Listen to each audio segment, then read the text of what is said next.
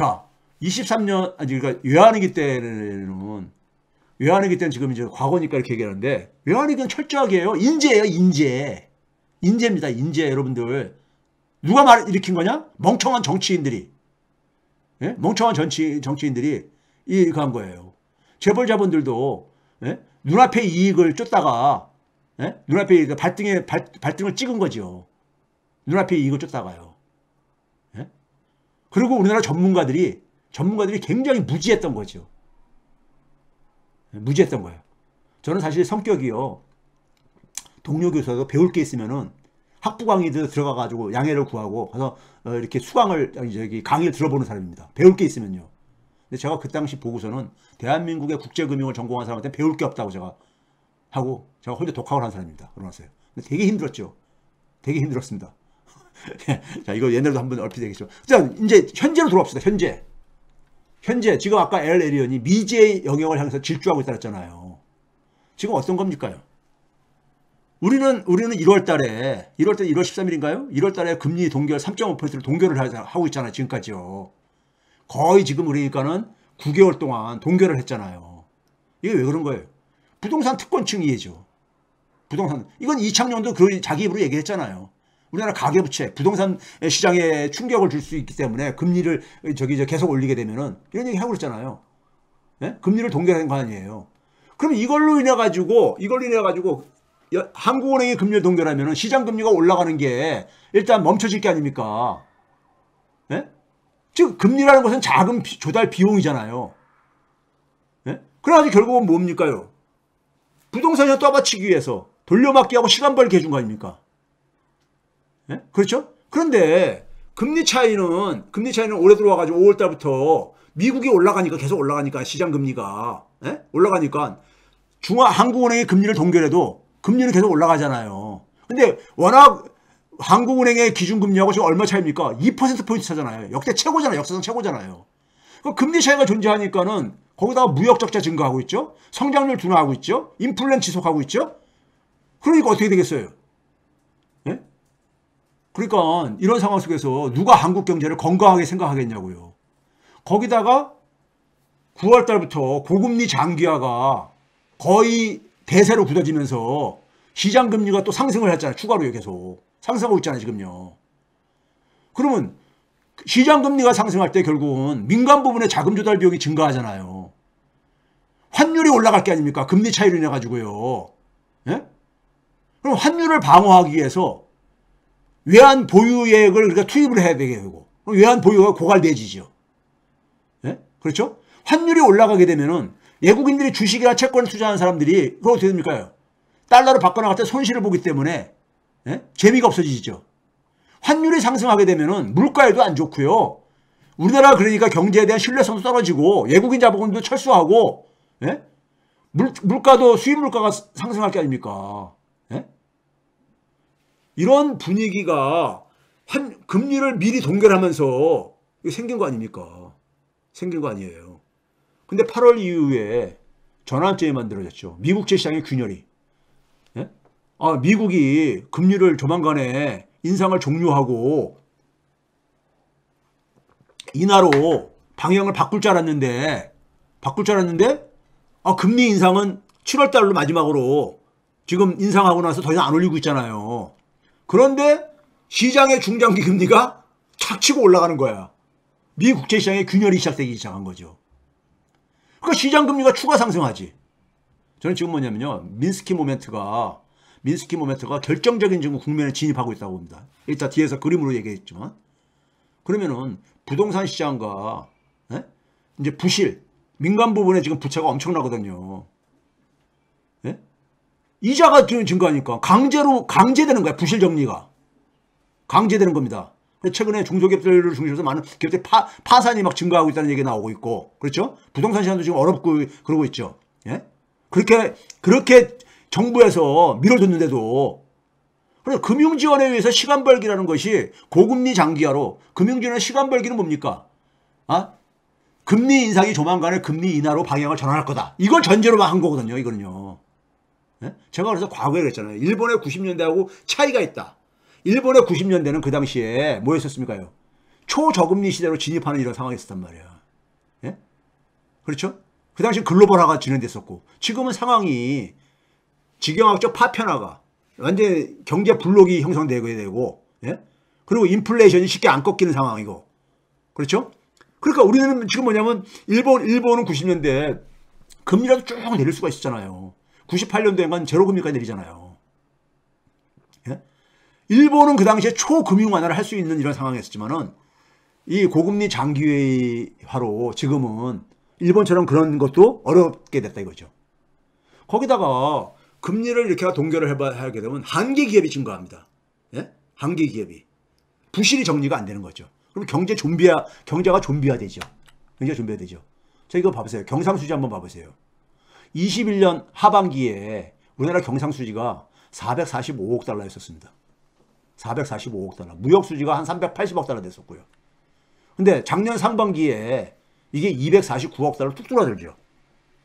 네? 그래도 100억 달러 되었었어. 근데 22년 하반기, 작년 하반기 윤석열 정권 본격적으로 가는 데죠. 50억 달러 뚝 줄어들죠. 23년 상반기에는 24억 달러 또 반토막 돼버리죠. 계속 줄어들고 있잖아요. 경상수지가요. 네? 줄어들고 있어. 자, 이거 봐보세요. 최근에 무역수지가 이거 동아일보에서도 이거 보도했대. 작년도에 우리나라가요. IMF가 집계를 하는데 IMF 사이트 가면 이게 다 있습니다. 이거 한국무역협회에서도 이거를 갖다가 IMF에서 한 거를 그대로 갖다가 옮겨가지고 거기다 올리고 있습니다. 데이터를요. IMF가 209개 국가에 무역수지를 정리를 해가지고 데이터를 정리해서 발표하는데 무역수지가 제일 그러니까는 적자 규모가 큰 나라를 해서 보게 되니까 209개 국가 중에서 작년도에 우리가 197이었었어요. 197위. 예? 그 끝에서 그러니까 한 10번째, 12번째 정도 된다는 얘기잖아요. 올해 상반기는 어떻게 됐냐? 올해 상반기까지 이게 집계가 됐어요. 202. 윤석열 정권만 따로 계산하게 되면 작년 5월 달부터 199위. 근데 문재인 정권 때는요. 추경호가 맨날 전 정권 탓하고 있는데 문재인 정권 때 2017년부터 2021년까지 봐보세요. 제일 높았을 때가 5위. 209개 중에서. 제일 낮았을 때가 2021년 18위. 심지어 세계 경제가 안 좋다고 했었던 때가 언제입니까? 2020년도 코로나 불황 때잖아요. 그때도 8위였어 우리가. 8위요. 수출 증가율이 마이너스였음에도 불구하고 그 당시도 마찬가지로 지금처럼 마이너스였음에도 불구하고 2019년과 20년이 수출 증가율이 마이너스였음에도 불구하고 무역수지의 세계 순위는요. 8위 11위 했다니까. 예? 지금은 근데 거꾸로 그러니까. 거꾸로 8위 12위 하고 앉았으니까. 예? 이게 우연이냐고요. 이게 우연이냐고. 예? 거기다가 우리나라 경상수지는요. 대부분이 뭐냐면은 이거 봐보세요. 작년 하반기부터 무역수지는 적자로 빠졌어. 한국은행의 무역수지하고 한국무역협회에서 하는 무역수지와 약간 차이가 있습니다. 나중에 오늘 시간이 너무 많이 흘러가지고 잠깐 나중에 설명드리고 하고요. 그래서 수치가 약간 차이가 있는데 22년 한국은행 기준으로요. 작년도 하반기에 무역수지가 마이너스 24억 달러, 올해 상반기에 마이너스 35억 달러 됐잖아요. 근데 이게 지금 상황이 보게 되면요. 경상수지가 줄어드는 이유가 어디에 있냐. 서비스 수지가 적자가 큰 폭으로 증가하고 있고요. 이걸 뭘로 막고 있느냐. 본원소득수지.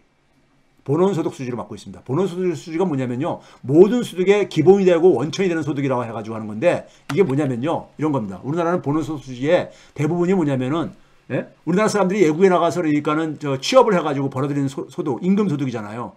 또 우리나라 사람들이 외국에다가 주식 투자해가지고 벌어들이는 배당소득 같은 거 있고 우리나라 사람들이 외국에다가 달러로 예금을 해가지고 이자 또 받을 수가 있잖아요. 그런 것들. 우리나라 본원소득수지의 대부분은 뭐냐면은 배당액하고 이자액입니다. 이걸로 뒷받침하고 있어. 근데 문제는 이 돈은 정부에서 마음대로 쓸 수 있는 돈이 아니잖아. 개인이나 기업이 갖고 있는 돈들이야. 개인이나 기업이. 지금 무슨 얘기냐면 개인이나 기업이 우리나라가 막 외환위기 같은 이런 글로벌 금융위기 때처럼 환율이 막 상승하면 여기 외환시장이 불안정해진다고 할 때 애국심을 발휘해가지고 내가 갖고 있는 달러를 좀 내놔야지. 이러겠냐고요. 안 그럽니다. 이제는. 네? 그래서 이 경상수지에도 굉장히 허수가 있습니다. 허수가 있어. 그다음에 고금리 장기화에서 우리나라가 가장 취약해요. 민간 부채가 작년도 2분기부터 올해 1분기까지 국제 비교는 올해 1분기까지 가능하기 때문에 민간 부채 증가 속도가 우리나라가 제일 빠른 나라야. 민간 부채가요. 가계와 기업의 부채를 합친 게요. 이들은 고금리에 직격탄이잖아요. 고금리의 직격탄이잖아. 예? 그렇죠? 그 다음에 윤석열 정권에서 가계대출이 뭐 줄어들었다 뭐 추경호가 그런 소리가 하는데 줄어드는 이유가 있어요. 줄어드는 이게 뭐냐면 작년 1분기 대비해서 올해 2분기까지의 변화인데 예? 가계부채가 가계신용이라는 건데 1686억 원 정도 줄어들었습니다. 그런데 이게 줄어든 이유가 뭐냐면은 금리가 올라가니까는 경제적인 약자층들이 대출받기 어려워진 거야. 특히 저축은행, 새마을금고 이런 데서 대출 안 해줍니다. 대출 많이 줄였어요. 자기들도 지금 위험해지니까. 그게 기사대출에 잡힌 거예요. 기사대출이 마이너스 통장이라든가 아니면 그 다음에 이제 뭐 여기 그 저소득층 주로 받는 이런 신용대출 이런 게 전세대출 이런 게 많이 끼어 있는데 예? 근데 주택담보대출은 금융권에서 줄어든 게 한 39조. 정책적인 주택담보대출이 23조. 합해가지고 얼마입니까? 62조 정도가 증가했잖아. 예? 62조. 그 다음에 어려운 사람들이 되게 몰랍니까? 카드론을 봐서 가지. 판매 신용이 증가하고 있죠. 그러니까 내용이 굉장히 나빠지고 있는 거예요. 내용이. 주택담보대출 내놓았어요. 주택담보대출 내놓았어요. 특례 보금자리 이런 거 하면서. 예? 하면서 넣은 거 아닙니까? 부동산 시장 떠받치기 위해서. 그렇죠? 자, 기업들이 1년 내 상환해야 할 단기부채라는 게 602조 원입니다. 지금 규모가 602조 원. 여기 물론 공기업까지 포함된 거예요. 공기업 빼고는 좀 뒤에서 보여드릴게요. 다음 페이지에서요. 근데 윤석열 정권에서 기업 부채가 248조가 증가했는데 91조가 단기부채가 증가하는 겁니다. 그러니까 돌려막기 하고 있다는 거죠. 기업들이 돌려막기 하고 있는 거예요. 예? 단기로 자금 가지고 공기업을 뺀 민간기업만 보게 되면은 단기부채가 561조 원입니다. 지난 1년 사이에 윤석열 정권에서 193조가 증가했는데 78조가 단기부채예요. 돌려막기 하는 거죠. 예? 근데 금리가 올라가게 되면 기업들이 차입을 하거나 아니면 금융권 차입을 하거나 회사채를 발행을 해야 되는데 회사채 발행이 참 지금 어려워지고 있죠. 자, 이거 봐보세요. 윤석열 정권 올해 들어와가지고요. 자, 이게 지금 뭐냐면은 환율이 이 외환보유고의 추이입니다. 1월달에 우리나라 1월달부터 9월달 사이에 외환보유액이 한 160억 달러 줄어들었어요. 외환보유액이 한 3.7% 정도 되는 겁니다. 이거 사용을 했어. 예? 1월달에 47억 달러 투입했고요. 환율 방어하기 위해서. 환율이 쭉 올라가니까 1231원에서 1320원을 쭉 올라가니까 47억 달러 투입한 거예요. 달러 가치가 좀 안정되면서 좀 안정될 때는 안 투입했다가 그 다음에 또 이제 4월달부터 5월달 사이에 또 이게 또 가니까는 5월달 또 환율이 1337원에까지 올라가니까 또 한 57억 달러 투입해가지고 예? 이렇게 하고 앉아있었죠. 그리고 최근에 8, 9월 달에 미 국채시장에 균열이 생기면서 예? 또 얼마 투입했어요? 한 76억 달러 투입했습니다. 76억 달러. 1275원에 있던 것이 1350원까지 이렇게 올라간 거 아닙니까? 근데 돈을 저렇게 투입을 해서 한 160억 달러 정도를 투입했어도 오랫동안 환율 지금 안정되고 있습니까? 환율 1350원대 안팎에서 막 왔다 갔다 하면서 그러잖아요. 예? 이거 봐보세요. 원달러 환율이 미 국채시장 균열이 8월달부터 제가 얘기를 했잖아요. 8월달에 계속 올라가고 앉았잖아요. 예? 77억 달러 투입했는데도 계속 올라가고 앉았잖아요. 환율이요. 왜 그러겠어요? 한국 경제에 대해서 그러니까는 기반이 약해지고 있는 거잖아요. 지금요.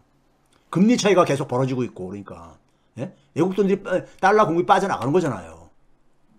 그러니까 지금 보게 되면요. 세계 경제와 선진국 경제, 특히 중국 경제가 올해보다 내년에 성장률이 더 둔화될 거라고 IMF가 발표했죠. 예? 내년에 우리나라가 뭐 개선된다 그러는데 무역 충격은 지속될 게 전망되죠. 그러다 보니까요. 세계 경제가 좋아야지 수출도 좀 늘 게 아닙니까? 그 다음에 고금리는 장기화되죠. 예? 지금 장기화 속에서 가장 타격 보는 게 뭐예요? 민간 부채죠. 민간 부채는 세계 최고로 빨라. 예? 이게 한국 경제의 구조적인 취약성이잖아요, 지금요. 해외 자본이 그러면은 한국 경제에다가 예? 환율이 상승하는 상황 속에서 더군다나 해외 자본들이 한국에 입고 싶겠냐고요. 예? 떠나고 싶겠죠. 그게 또 환율 상승을 시키죠. 돈이 빠져나가니까. 그렇죠? 그래서 환율 상승 압력이 계속 돌아가면서 결국 악순환 고리가 만들어지고 있는 거예요. 악순환 고리가. 근데 문제는 뭐냐면 한국은행은 한국은행은 금리를 동결을 해가지고 여러분들 3년물 국채금리를 보게 되면요. 미국보다 한국이 그러니까 한 1%포인트 낮아요. 그 이유가 뭐냐? 기준금리가 한 2%포인트 낮으니까. 그게 반영된 거야. 그러니까 억지로 낮춘 거죠. 낮췄는데도 시장금리 계속 올라가고 앉아있는 거야. 예? 완전히 다 막을 수는 없는 거죠. 그러니까 가계와 기업 부실이 구조조정이 강제가 되는 거야. 강제가. 최근에 그런 지금 분위기가 형성되고 있잖아요. 예? 금리가 올라가고 앉았으니까. 예? 이게 한국 경제의 아킬레스건이죠. 아킬레스건이야. 그러면 한국 경제가 이렇게 가계와 기업이 부실이 구조조정이 강제될 수밖에 없는 상황이다 하면 외국인들이 어떻게 했습니까? 떠나지. 주식시장에서 외국적인 자금들이 채권시장에서 빠져나가는 이유가 바로 그거예요. 이런 데다가 어떻게 누가 돈 투자하고 싶겠어. 자본이 유출되죠. 그럼 또 환율이 상승 압력을 작용하잖아요. 예? 그렇죠? 그래서 파이낸셜 타임즈에서 뭐라고 했습니까요? 파이낸셜 타임즈에서 16일자로 뭐라고 했습니까요? 뭐라고 했냐면요. 한국은행이 외환보유고를 투입을 하고 있는데 아무 효과를 못 보고 있다 이거예요. 아무 효과를 못 보고 있다 이거예요. 예? 9월 달만 해도 40억 달러 투입했는데 예? 이게 외환보유고의 1% 정도 되는 규모인데 예? 했는데도 불구하고 달러 가치는 오히려 2%가 더 오히려 올라갔다 이거예요. 효과가 없다 이거예요. 예? 효과가. 수입물가지에서 최근에 상승세로 바뀌었죠. 수입물가도. 그러다 보니까 환율이 상승하니까. 그렇죠? 8월부터 그러니까 물가지수가 빨라지고 있잖아요. 예? 그 결과. 시장금리가 이거 봐보세요. 이게 3년물. 우리나라는 3년물이 회사채에 가장 많이 쓰이니까 3년물을 국채를 기준한 겁니다. 8월 때부터 빨라지고 있잖아요. 시장금리 상승 속도가. 미국보다 그러니까 3년물 기준으로 한 1%포인트가 낮습니다. 그건 왜 그랬어요? 기준금리가 2%포인트 차이 나니까.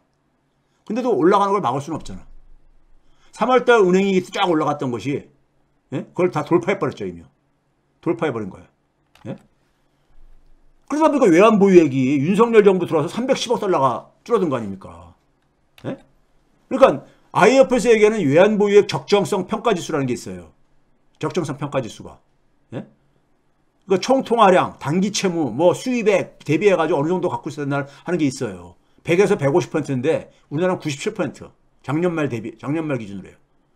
아시아에서 가장 취약한 통화라고 불리는 태국과 필리핀도 태국이 228%, 필리핀도 123%인데 우리는 100%도 안 되잖아요. 예? 이러니 예국자분들이 한국에 대해서 여기다가 돈을 그러니까는 안심하고 투자할 수 있겠냐고요. 예? 그게 바로 뭡니까? 외국인 주식 보유 잔액이 줄어드는 이유입니다. 예? 외국인 주식 보유 잔액이 7월 달에 한 701조 이렇게 가다가 예? 쭉쭉 줄어들고 있잖아요. 예? 시가총액으로 외국인 보유가 10월 19일까지 예? 얼마 줄어드냐면 52조 원을 줄어들었고요. 그러다 보니까는 외국 자본이 떠나니까는 주식시장에서도 미국제 시장이 균열된 그러니까 8월달 이후부터 계산해보면 지난주까지 계산해보면요. 예? S&P 500이 한 6.8% 떨어졌는데 그에 대응되는 코스피가 거의 2배권인 11% 떨어졌어요. 나스닥이 한 8% 떨어졌는데 코스닥은 거기에 대응되는 코스닥은 18%가 떨어졌고요. 다른 나라들에서 많이 떨어지는 이유가 있는 거예요. 왜? 환율이 취약하니까. 환율이 취약하고 그다음에 대한민국은 무역 가지고 먹고 사는 나라인데 예? 무역이 계속해서 힘을 못 쓰고 앉아있으니까요. 거기다 민간 부채가 세계 최고야. 시장금리가 고금리가 장기화된대. 대한민국 경제에 대해서 누가 객관적으로 누가 그러니까 신뢰를 할 수 있겠냐고요. 이런 상황에서 여러분 상식적으로 생각해 보세요.